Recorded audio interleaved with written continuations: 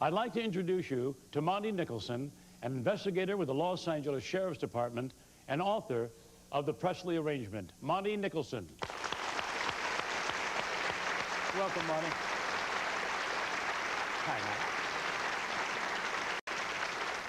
First question, Monty, do you think there's a remote possibility that Elvis could still be alive? Based on what I've seen so far, I think the possibility is very real.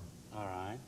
Now, Monty, you're a member in good standing with the law enforcement community, so aren't you a little concerned about what your colleagues might say? Well, of course, I do take some teasing from my peers, but they know that this is something I do outside my career of law enforcement. I just try to do things thorough enough to dispel any real criticism. All right. When I visited with you some weeks ago, we discussed your views on the discrepancies surrounding Elvis's death.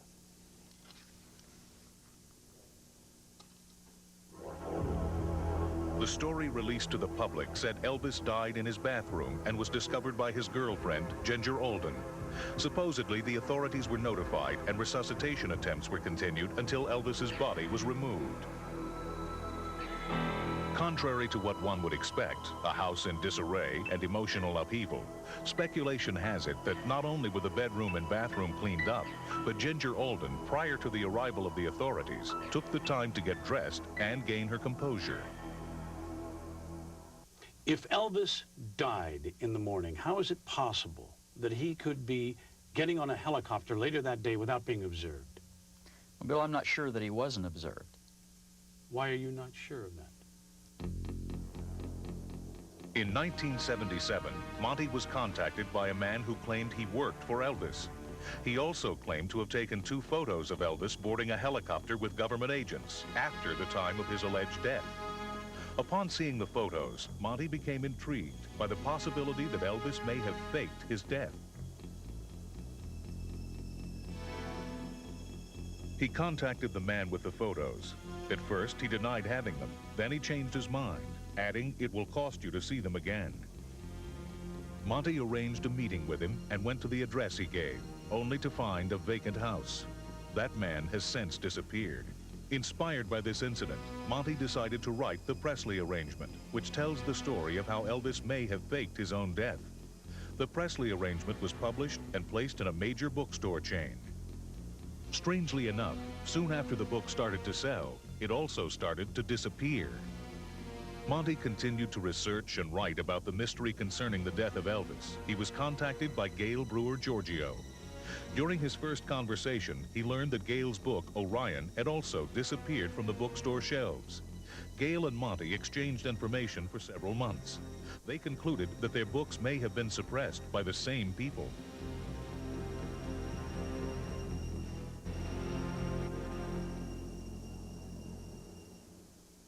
I don't mean to be callous when I say this, but isn't it possible that the book just didn't sell?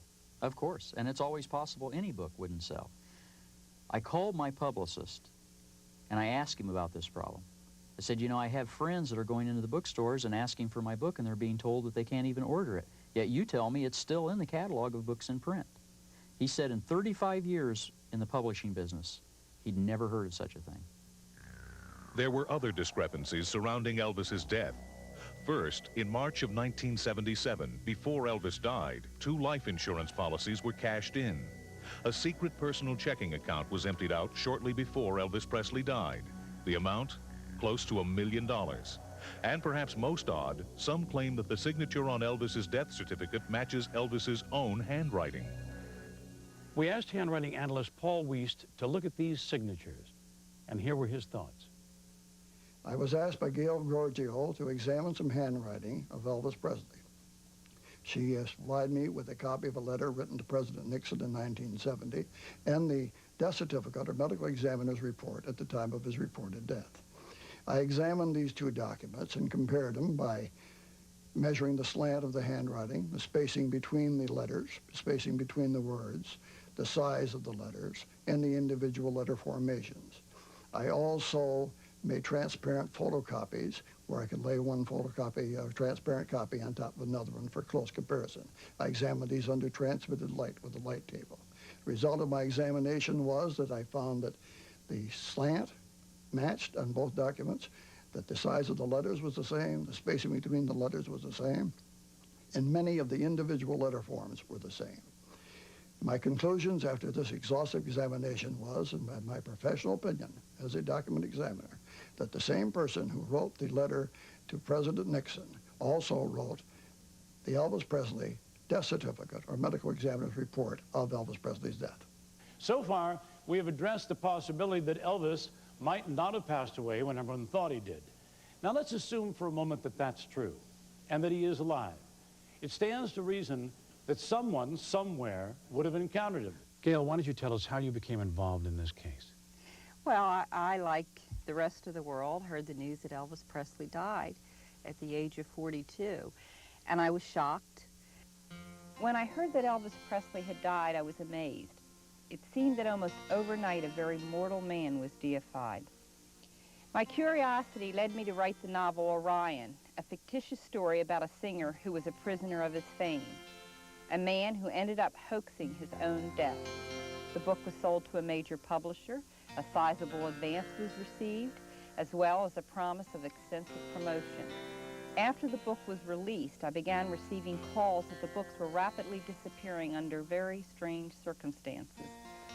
More than one store reported that men in business suits came in and purchased the books in quantities, and that once they were gone, the stock was never replenished, which is a very strange business practice.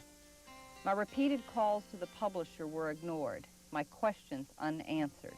Meanwhile, as I was investigating the mysterious disappearance of my book, the media and many of the fan clubs were questioning the death of Elvis Presley. Several fans brought to my attention the fact that Elvis's middle name was misspelled on his grave at Graceland. This and other discrepancies led me to write, Is Elvis Alive? I was then contacted by Monty Nicholson, a veteran investigator with the Los Angeles Sheriff's Department, who had written a book called The Presley Arrangement, which focuses on Elvis faking his death. Monty and I compared notes and found that despite never having heard of each other, our information was almost identical. My appearances on radio and television shows led to many phone calls, leads, lots of new information. Now, how many, please, in our audience have been to Graceland? May we see some hands? Ooh, quite a number of you. All right. What would you think if you'd visited Graceland, taken some typical tourist pictures, and then in the privacy of your living room, notice what seemed to be the face of Elvis Presley staring right out at you? I think you'd get very excited. Well, this is precisely what happened to a man named Mike Joseph on New Year's Eve day, December 31st, 1977. Now, recently, Mike was interviewed about the events leading up to this amazing picture. Let's watch. It was New Year's Eve, 77, when I took my wife and my son and my nephew down to Graceland. They had just opened up Memory Gardens where Elvis was laid to rest. And we were there for an hour, and we left back for home. Had the pictures developed, and looked at them, put them away. One day after reading a book, I decided to look at my pictures again. I pulled them out, and this time I saw something in one of the pictures that I hadn't seen. My God, I had Elvis Presley sitting in the doorway, looking out at the fans walking past his grave. I have had the negatives examined by Kodak. And Kodak basically says that they are original. They have not been tampered with in any way. They were taken in sequence, uncut by the negatives, being original. They can tell. The emulsion number of the film was manufactured in 77. Each roll of film that is manufactured has a manufacturing date on it in the emulsion number. This is the shot that I took of the people walking and the bathhouse in the distance. We zero in here, and this is the same shot with just the chair. No one sitting in the chair. So that shows it was not a picture of someone sitting in the chair. This is my son once again blocking the doorway, and of course the picture where I first spotted the silhouette in the doorway.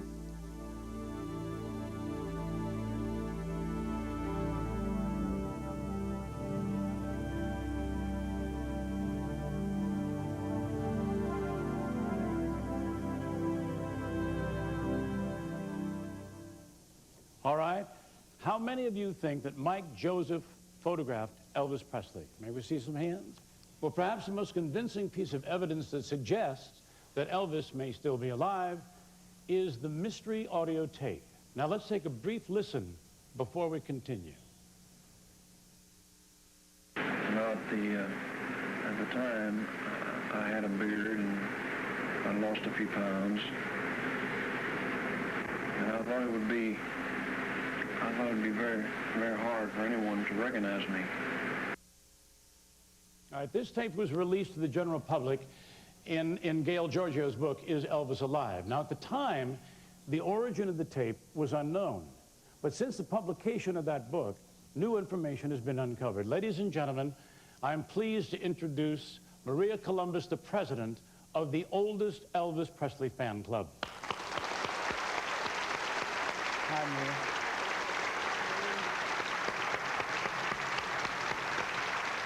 Okay.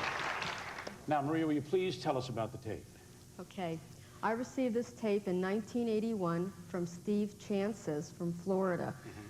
He had written a book called Elvis, Where Are You? Now, on this tape, you only hear Elvis speaking. The person he was speaking to was edited out. Yes, I noticed that. Well, part of it was edited out. Why would anyone edit out one of the parts of the conversation? That sounds sort of suspicious to me. Yes, it's suspicious to me, too. The only thing I could think of is that the person did not want to be recognized, but I believe it is Elvis speaking. Curiouser and curiouser.